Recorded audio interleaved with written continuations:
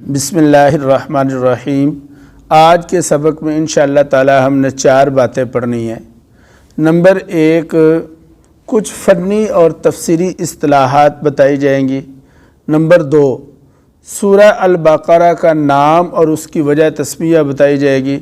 Number 3، اس سورت کے کچھ فضائل بیان کیے جائیں گے۔ اور نمبر 4، اس سورت کا ما قبل سورت کے ساتھ ربط کیا ہے یہ بتایا جائے گا۔ یہ کل 4 باتیں ہیں۔ پہلی بات، فن تفسیر کی بھی کچھ اصطلاحات ہیں، جس طرح ہر فن کی اصطلاحات ہوتی ہیں۔ ہر فن میں یہ وکیل صاحب بیٹھے ہوئے ہیں تو ان کی اصطلاحات ہیں، کوئی بیل ہوتی ہے، کوئی روبکار ہوتی ہے۔ اسی طرح ڈاکٹری کی لائن کی اصطلاحات ہیں، ہر فن کی اصطلاحات ہوتی ہیں۔ اور ان اصطلاحات کا فائدہ یہ ہوتا ہے کہ پتہ چلتا ہے کہ یہ بندہ پڑھا لکھا ہے، لہذا ان اصطلاحات کا جاننا بھی انتہائی ضروری ہے۔ اور یہ اصطلاحات پورے قرآن کریم میں بار بار آئیں گی۔ آپ حضرات کو چاہیے کہ اسے نوٹ فرما لیں، ذہن میں بٹھا لیں۔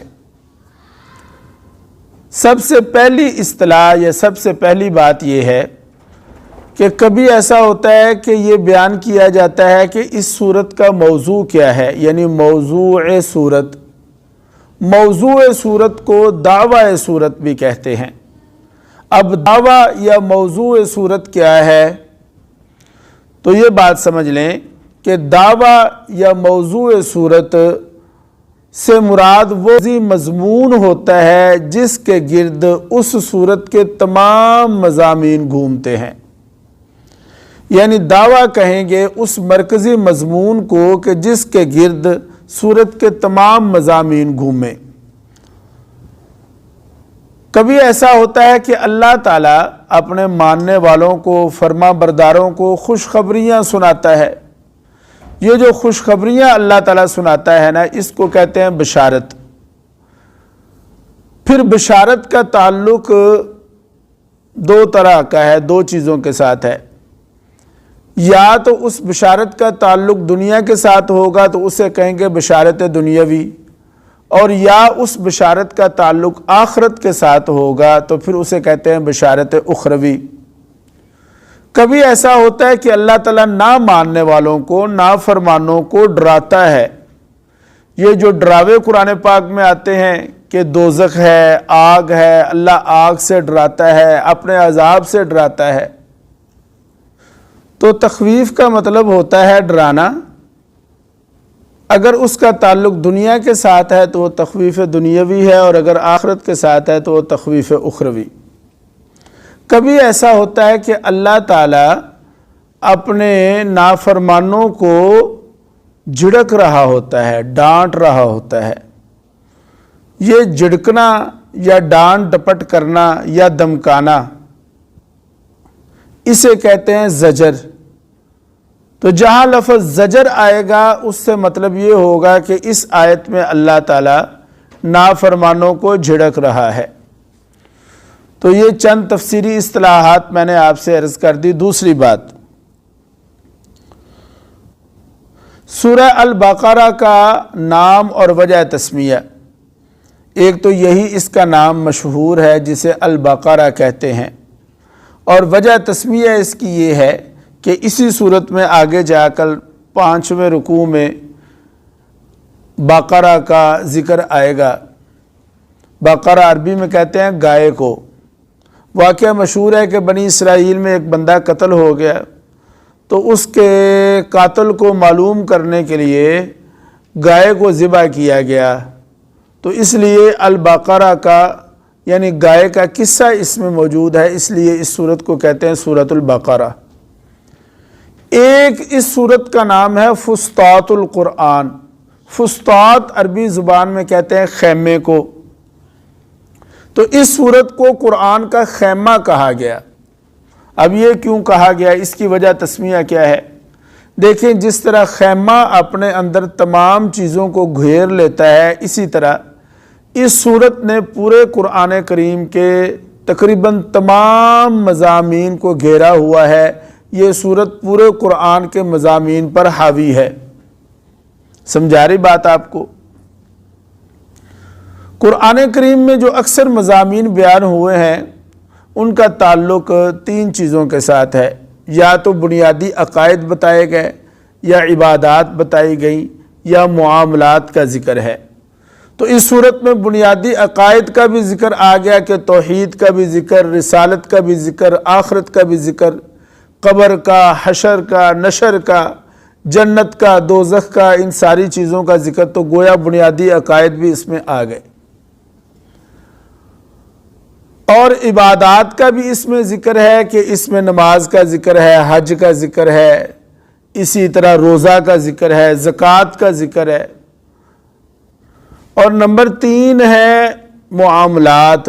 تو اس صورت میں آپ دیکھیں نکاح کا ذکر ہے، طلاق کا ذکر ہے، عدت کا ذکر ہے، یعنی جتنے معاملات ہیں وہ بھی اس صورت میں مذکور ہیں۔ تو معلوم یہ ہوا کہ اس صورت کو فسطاط القرآن اس لیے کہتے ہیں کہ اس صورت کے اندر قرآن کریم کے تمام چیدہ مضامین آ گئے۔ فسطاط کا معنی خیمہ ہوتا ہے، لہذا یہ صورت تمام مضامین پر حاوی ہے۔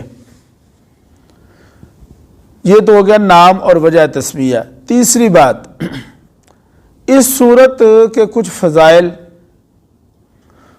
فضائل میں یہ ہے کہ سرکار دو عالم صلی اللہ علیہ وسلم نے فرمایا ان لکل شیء سناما وان سنام القرآن سورۃ البقرہ، کہ ہر چیز کا ایک اعلیٰ درجہ ہوتا ہے۔ یہاں پر لفظ سنام آیا، سنام اصل میں کہتے ہیں اونٹ کی کوہان کو۔ آپ جانتے ہیں کہ اونٹ کے اوپر ایک کوہان ہوتی ہے اور وہ کوہان اونچا حصہ ہوتا ہے، بلند درجہ ہوتا ہے۔ فرمایا ہر چیز کا ایک بلند درجہ ہوتا ہے، ایک اعلیٰ مقام ہوتا ہے۔ قرآن کریم کا بلند درجہ اور اعلیٰ مقام جو ہے وہ سورہ البقرہ ہے۔ تو یہ ایک تو اس کی یہ فضیلت ہو گئی۔ پھر دوسری اس کی فضیلت یہ ہے کہ سرکار دو عالم صلی اللہ علیہ وسلم نے ارشاد فرمایا کہ جو بندہ سورہ البقرہ کی تلاوت کرتا ہے اس پر جادو اثر نہیں کر سکتا، جنات اس پر حاوی نہیں ہو سکتے۔ تو جادو اور جنات سے بچنے کے لیے بھی سورہ البقرہ کی تلاوت کرنی چاہیے، اور کم از کم روزانہ اس سورت کی تلاوت کو سننا ضرور چاہیے۔ 3 باتیں۔ چوتھی بات یہ ہے کہ اس سورت کا ماقبل کے ساتھ ربط کیا ہے۔